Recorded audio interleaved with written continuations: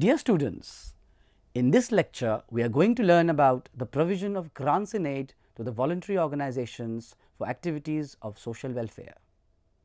Before we start the session, let us ascertain the learning objectives of this session.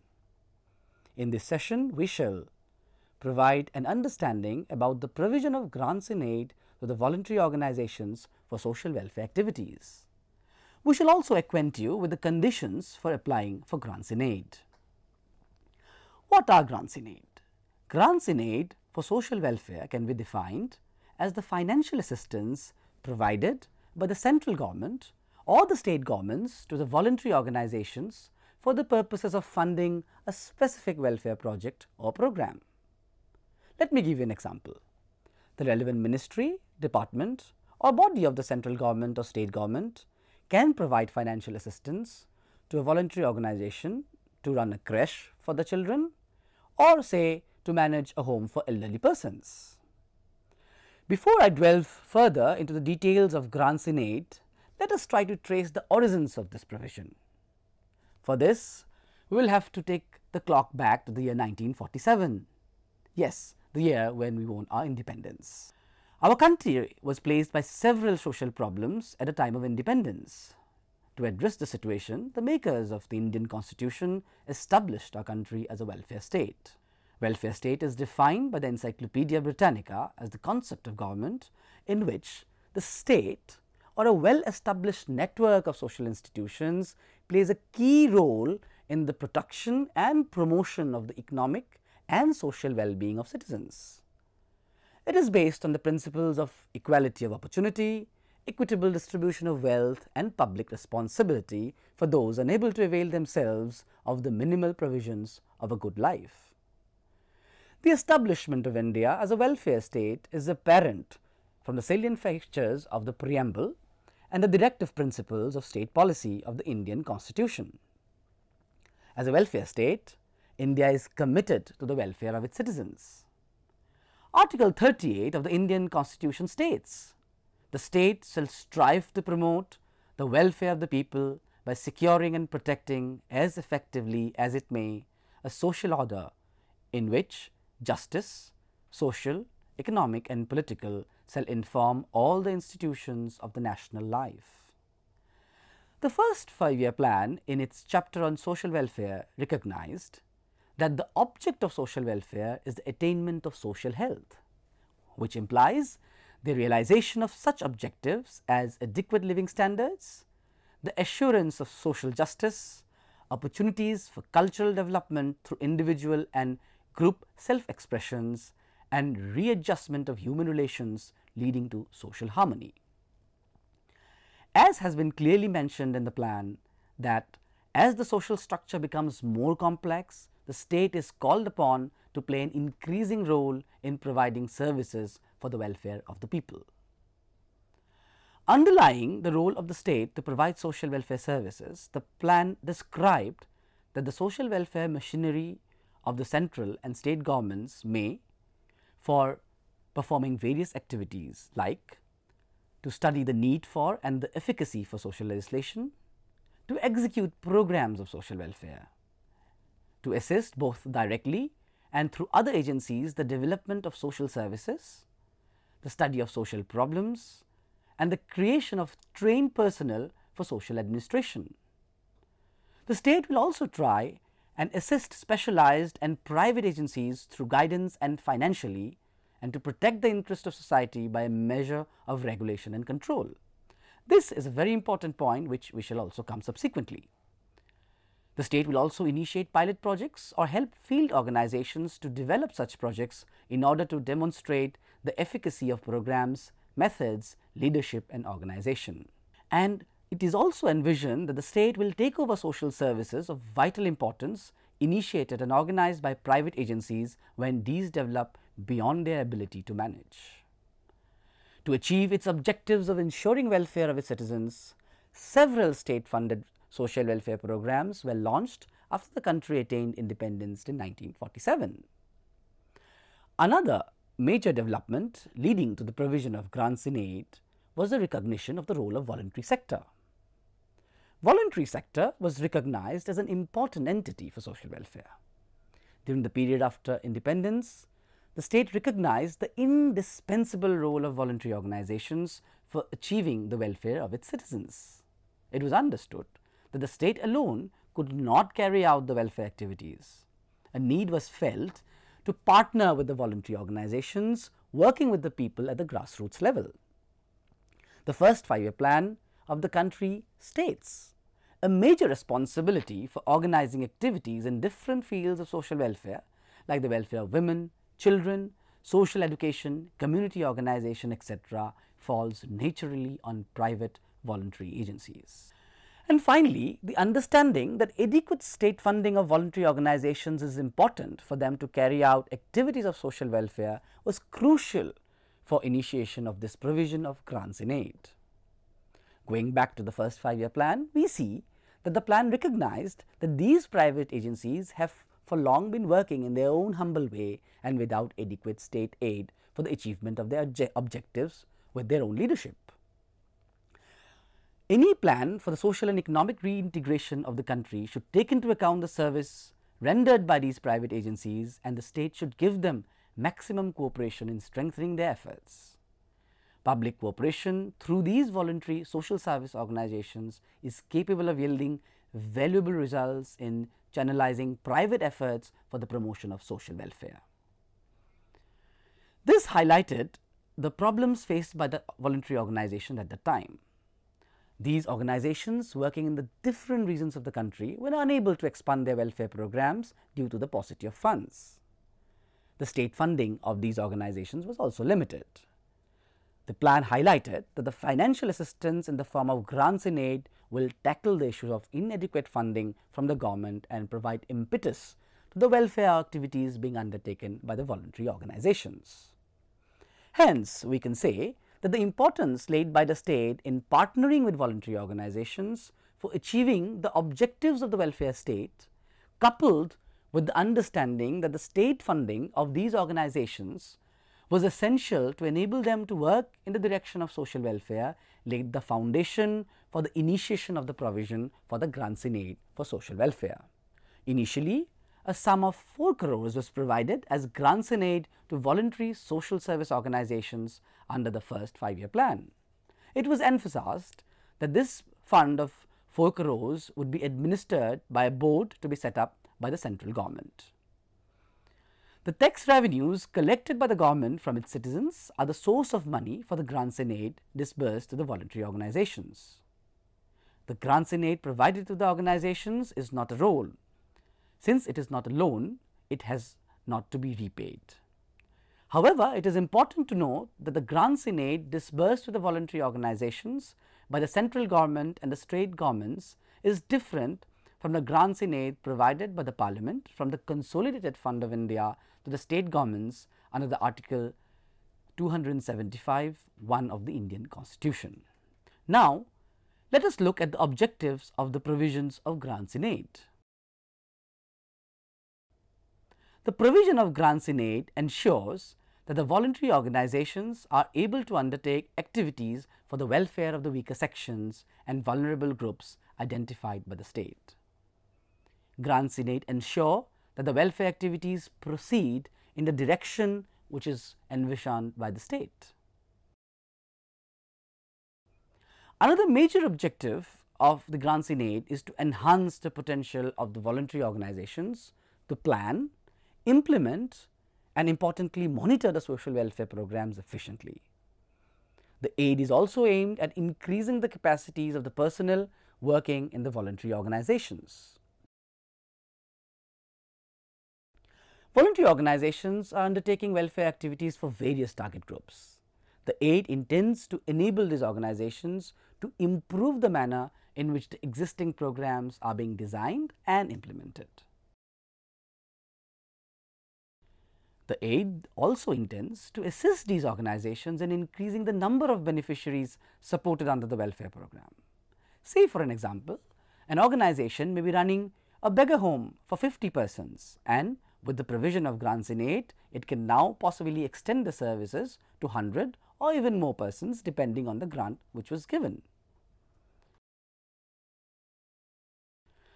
Voluntary organizations also work across the country and they are supported under the grants in aid by the state.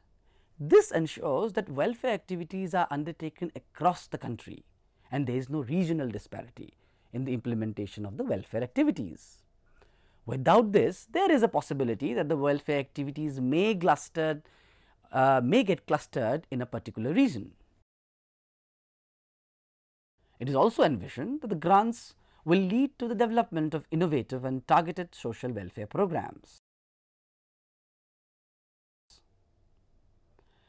Another important aspect is monitoring.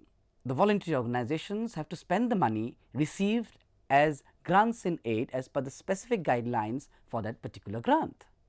This ensures that the state is able to regulate and supervise the manner in which welfare activities are being undertaken by the organization.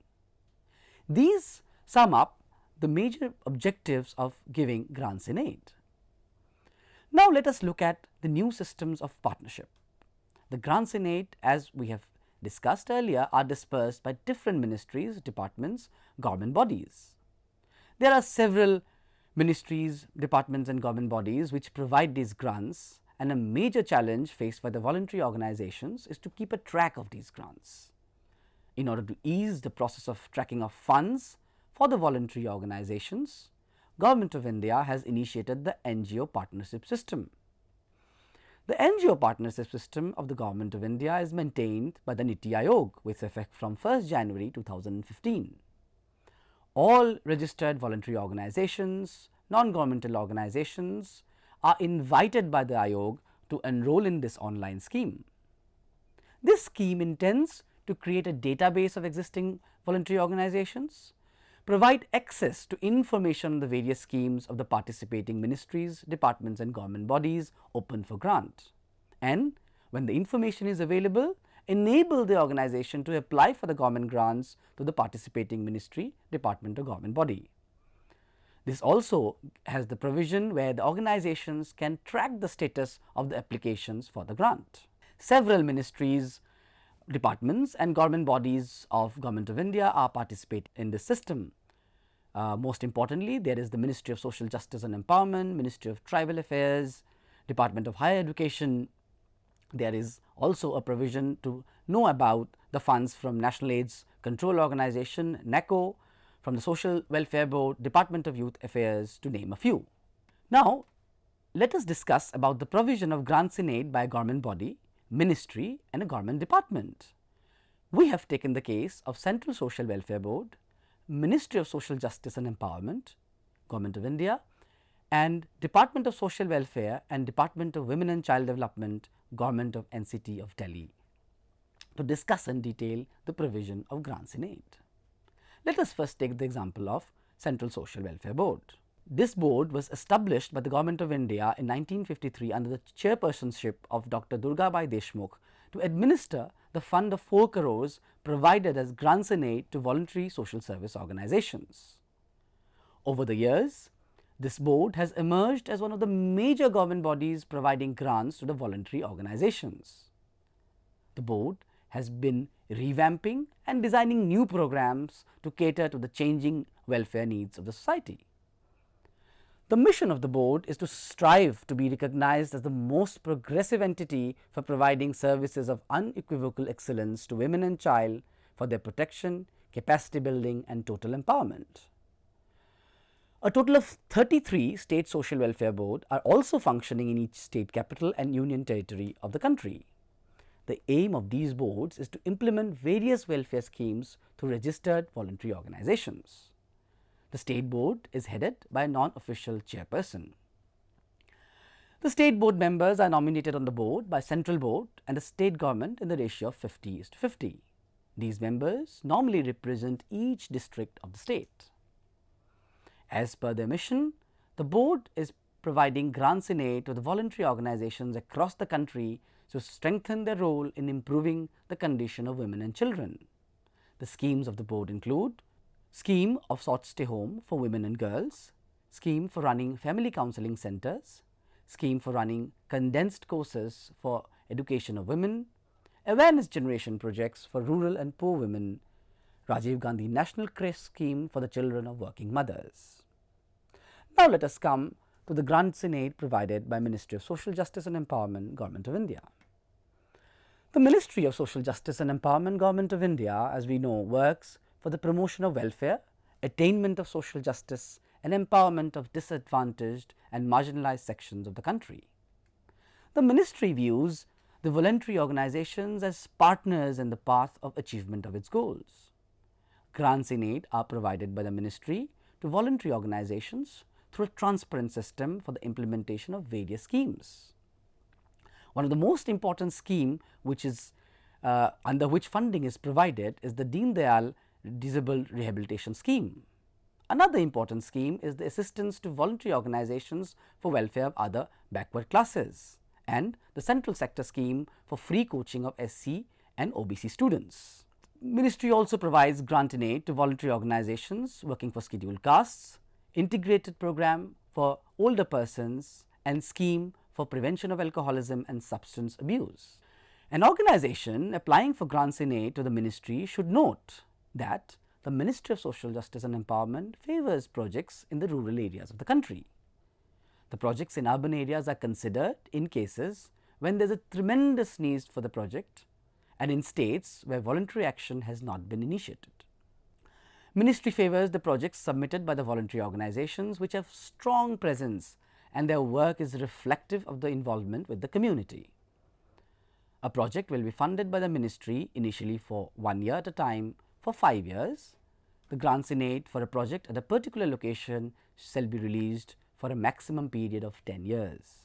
An amount of 10% of the funds has been allocated by the ministry for assistance to organizations working in areas where the ministry perceives a need for special intervention due to social problems arising out of natural disasters and or other unforeseen development. Now finally, let us discuss the grants in aid provided by Department of Social Welfare and Department of Women and Child Development, Government of NCT, Delhi.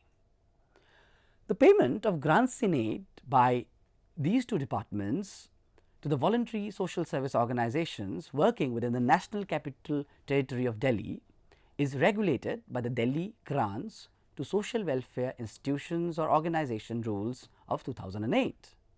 These rules supersede the Delhi Grants to the Social Welfare Institutions Organizations Rule 1975.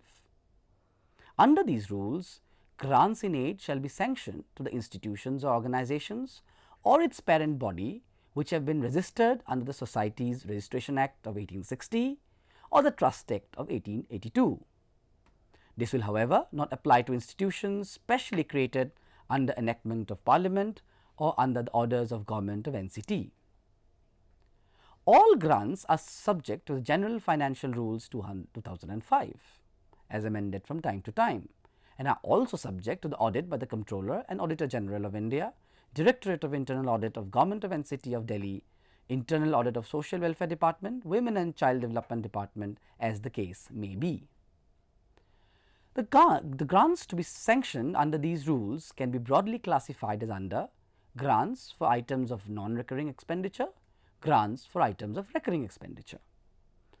Well, now if you look at non-recurring expenditure, an organization can apply for grants for say construction of new building or for carrying out additions, alterations of a substantial nature in the existing building of an institution. It can also apply for purchase of general equipment and furniture, purchase of medical or surgical appliances other than minor items of recurring nature, electrical installations, etc. These grants can also be applied for recurring expenditure. An organization can apply for items of general maintenance of beneficiary, including their diet, clothing, refreshment, medical and education. Purchase of books, stationery and other education material for the beneficiaries or the library of the institution. If you are running a vocational training center, it could be for purchase of raw material for industrial and vocational training of beneficiaries. Administrative expenditure. This can also be asked for in the grants, and this administrative expenditure which is incurred by the organization for staff structure and hiring of qualified personnel up to the maximum of 25% of approved administrative expenditure on pay and allowance of the personnel of the voluntary organization. Expenditure on contingencies such as building rent, water, electric charges, etc. can also be included. It is very important to identify the recurring and non-recurring costs of the organization before applying for grants from these departments. So now, since we have understood the basic provisions of grants in aid, let us move ahead and discuss the important conditions commonly applicable to the voluntary organizations submitting a proposal for receiving the grants in aid. Most importantly, the organization seeking funds should be registered under an appropriate act or should be a regularly constituted branch of a registered welfare organization.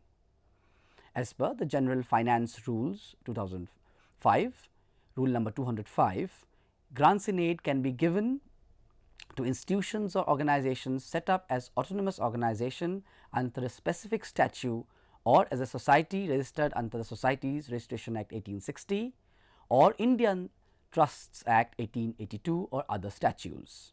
The organization should have a properly constituted managing committee. The powers, duties and responsibilities of the committee should be clearly defined and laid down in the memorandum of association of the organization. Office bearers of the institution should not be blood relatives. The membership of the registered organization should be open to all citizens of India without any discrimination on the basis of gender, religion, race, caste or language. In most cases, in order to be eligible for grants in aid, the voluntary organization should have been registered for a period of at least 2 years. In most cases, it is expected that the organization has been working in the area of social welfare for 3 years prior to the application of grant. The organization should also have been actively working in the area of social welfare in which grants in aid is sought.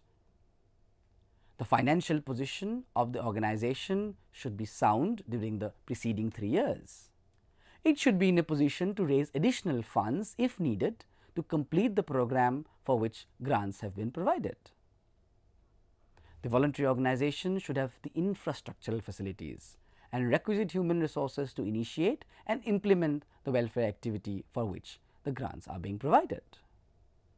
If the organization meets these conditions, then along with the proposal, documents have to be submitted while applying for grants in aid. Now, let us look at some of these important documents which should accompany the proposal. Foremost is the application. The voluntary organization should apply in the prescribed pro forma of the relevant scheme. The application should be filled in all respects. A detailed project proposal has to be submitted. It is to be noted that if a format is provided, then the proposal has to be submitted in the prescribed format only. A detailed budget estimate has to be submitted for the project. The budget should provide a detailed justification for all cost items. The organization will be required to submit a copy of registration under the Society Registration Act 1860 or the trust deed under the Indian Trusts Act 1882 as proof of its legal status. A copy of the memorandum of association of the organization duly stamped by the competent authority has to be submitted.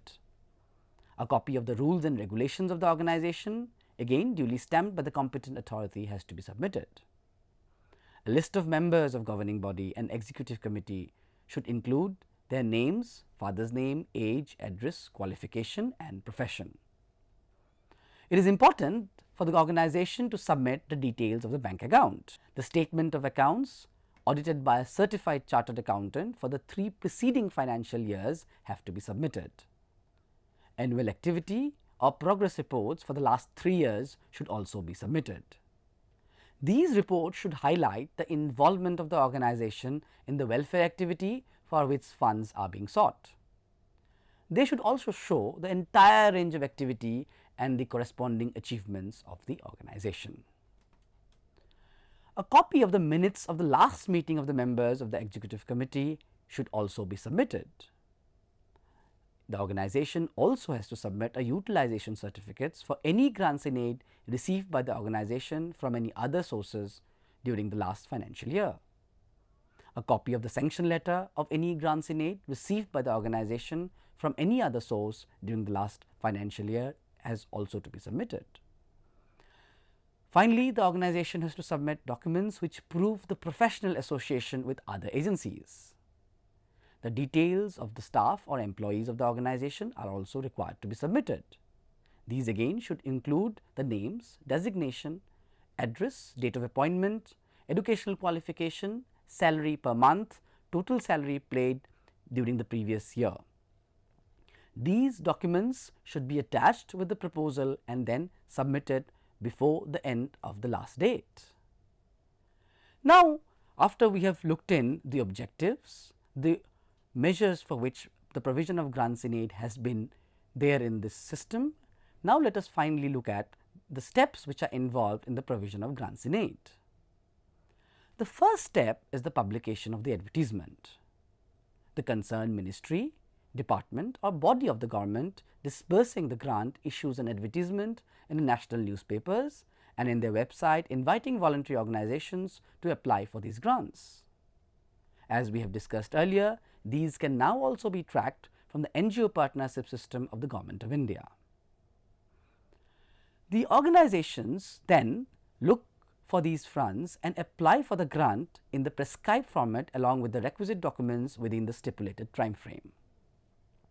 After the end of the last date of the application, all the applications are screened by a competent body constituted for the purpose. Sometimes a physical inspection of the projects being undertaken by the organization may also be carried out. Then, based on the merit of the submitted proposal and meeting of the eligibility criteria laid down by the concerned ministry, department or government body, the grant is sanctioned. In certain cases, if the grant amount exceeds a predefined amount, the concurrence of the finance department of the government is taken before the sanction of the grant. After the sanction, the grantee organization executes a bond in a prescribed format, binding itself to abide by all the conditions of the sanctioned grants in aid. After this, the money is released to the organization in installments. The accounts and the work of the organization are regularly inspected by the representatives of the concerned ministry, department or body of the government. Reporting is very important. In most cases, the grantee organization is required to report to the concerned ministry, department or body of the government about the half-yearly progress made in the project for which grants have been received.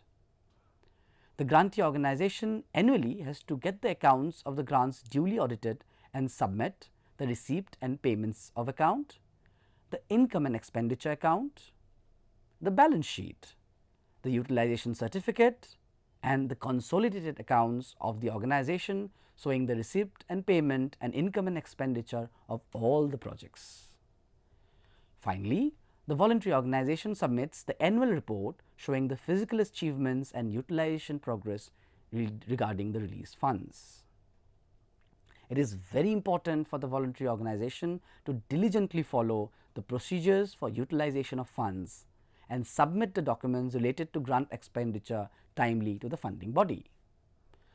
The organizations should maintain a separate account in respect of the grants in aid received by it. In case of failure on the part of the grantee to comply with the conditions or commits breach of any condition of the bond, the signatories to the bond shall be jointly and severely liable to refund the whole or a part amount of the grant with interest. In addition, the misuse of funds may lead to the organization as well as the members of its managing committee being blacklisted by the government. Hence, it is very important to utilize the funds as per the guidelines. So, dear students, we can conclude this session by stating that the provision of grants in aids intends to achieve the goals of the welfare state by promoting the spirit of voluntary action in the country. In the present times, when the welfare role of the state is diminishing and the state is undergoing tremendous changes, the role of grants in aid has gained even more significance. As on one hand, such grants facilitate the voluntary organizations to work for the sections of the society marginalized and made vulnerable by the market-driven economy, and on the other hand, they enable the organizations to address the new problems that have emerged in the light of this changing societal structure. Say for an example, the initiation of grants in aid by the Central Social Welfare Board for running of creches is a suitable example. Migration to urban areas for employment, breaking down of the traditional joint family system, and emergence of double income nuclear families have led to the emergence of the problem of caregiving for the child whose both parents are employed. To address this issue, the board supports the functioning of the creches where children are taken care of during the daytime when both the parents are at their workplace. It is important to note that the grants in aid have played an important role in directing the voluntary organizations to work towards achieving welfare for all the sections of society across the country. There is now a need for further collaborative action between the government and the voluntary sector for designing innovative welfare programs to address the new age challenges before the welfare state.